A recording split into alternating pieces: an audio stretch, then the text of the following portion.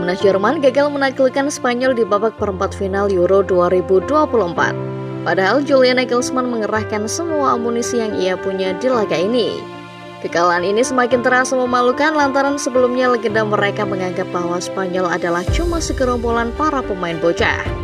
Bagaimana mungkin tim dengan tradisi juara yang kuat ini bisa dipermalukan oleh skuad yang dianggap remeh oleh legenda sepak bola mereka sendiri? Mari kita telusuri kronologi kejatuhan Jerman di tanah kelahirannya sendiri.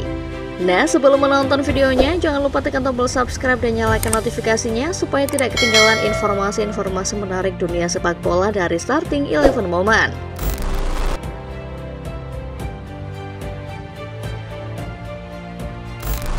Jerman mengusung ambisi tinggi ketika mendapat kesempatan menghelat Piala Eropa di rumah mereka sendiri. Der Panzer sedang mencari pelepas dahaga pasca rentetan performa mengecewakan di turnamen-turnamen mayor sebelumnya. Di bawah asuhan Julian Nagelsmann, Timnas Jerman membawa harapan baru untuk publik negeri Panzer. Terlebih setelah pemanggilan ulang Toni Kroos ke dalam skuad, ekspektasi publik Jerman makin meninggi. Harapan masyarakat Jerman dijawab dengan meyakinkan oleh pasukan Nagelsmann. Der Panzer berhasil melewati fase grup dengan status juara.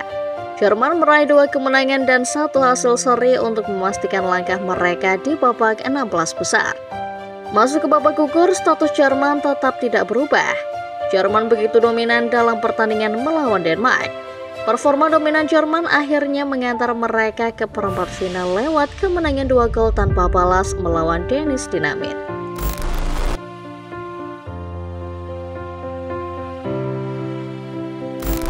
Pasca kegagalan di Piala Dunia 2022 serta Euro 2020, publik Jerman berharap timnasnya membawa gelar juara.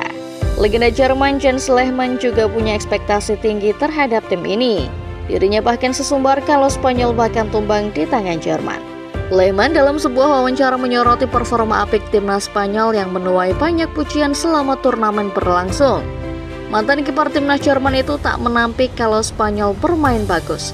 Tapi menurut Lehmann, Spanyol justru layak tersingkir di babak perempat final.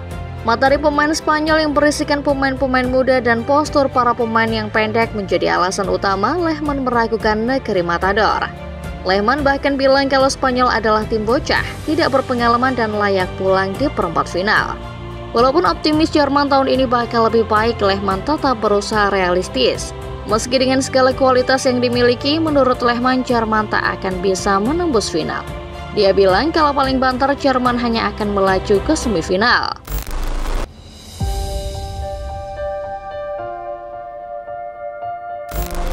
Jerman boleh mengusung optimismenya sendiri, tapi Spanyol punya janji untuk ditepati.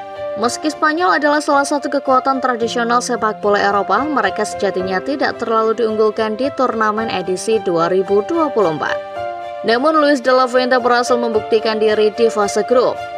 Spanyol menggila dengan catatkan 3 kemenangan dari 3 laga grup B. Status mereka kini menjadi tim unggulan pasca rekor sempurna di babak grup.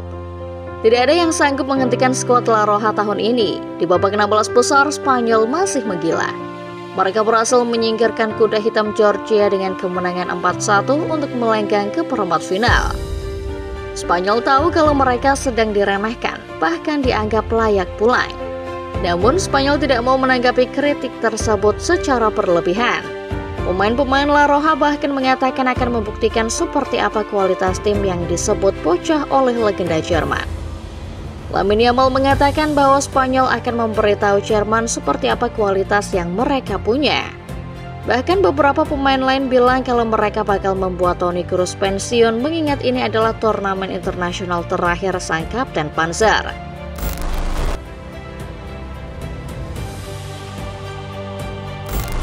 Jerman dan Spanyol sama-sama paham kalau laga perempat final di Stuttgart adalah laga besar sekaligus penentuan nasib.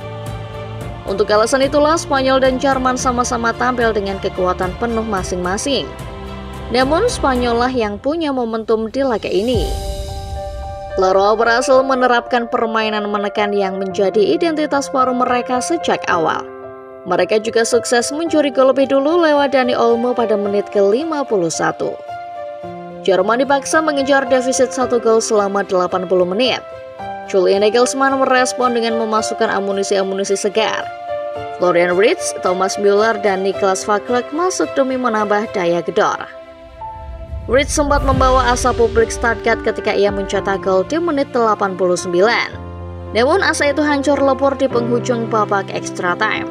Mikel Merino, sosok yang tidak disangka-sangka datangnya, justru bisa mencetak gol kemenangan. Spanyol akhirnya berhasil menggenggam satu tiket ke semifinal berkat kemenangan 2-1. Secara permainan, Jerman sejatinya sedikit lebih unggul ketimbang Spanyol. Namun keberhasilan La Roja mencetak gol di menit-menit akhir setidaknya membuktikan kalau tim ini mampu membuat Der Panzer kocar-kacir. Padahal Julian Nagelsmann sudah menurunkan kekuatan penuhnya untuk meladeni rival lamanya itu.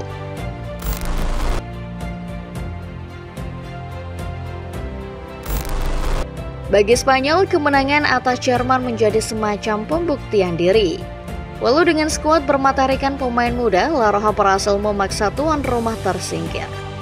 Padahal Spanyol yang datang ke Jerman adalah skuad La Roja yang benar-benar baru. Bahkan mereka telah meninggalkan permainan tiki-taka yang sudah lama melekat sebagai identitas Spanyol. Sebaliknya buat Jerman ini adalah akhir yang tragis. Sementara performa mereka akhir-akhir ini sedang dipuja-puja, mereka lagi-lagi gagal dalam sebuah turnamen mayor.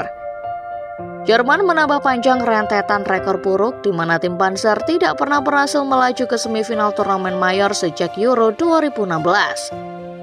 Lebih tragis buat Jerman karena kegagalan ini mereka raih di hadapan publik sendiri. Padahal ekspektasi warga Jerman terhadap Toni Kroos dan kolega sedang tinggi-tingginya. Mereka berharap bahwa sesuatu yang baru dari Jerman sekarang akan bisa membuat mereka juara di tanah sendiri. Gugurnya Jerman di turnamen Euro 2024 juga menjadi akhir tragis bagi sebagian pemain yang akan pensiun pasca kompetisi ini berakhir. Toni Kroos adalah salah satunya.